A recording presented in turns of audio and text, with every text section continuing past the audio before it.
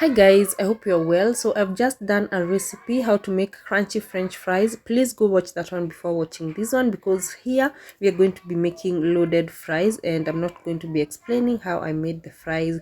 So after your fries are ready, set them aside and then we're going to start making our loaded chips.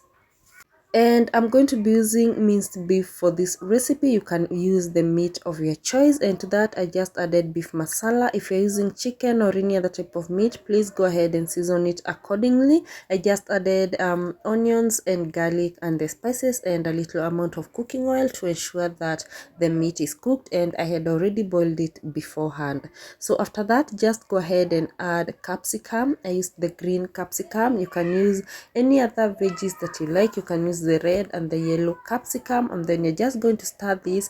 And I also added some coriander, like you can see, that is dhania, and you're going to let this cook.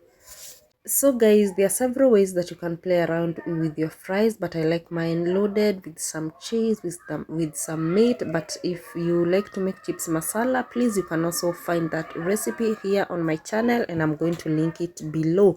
So after the meat is cooked, just go ahead and add your fries like you see me doing here. And at this point is where you add your favorite sauce.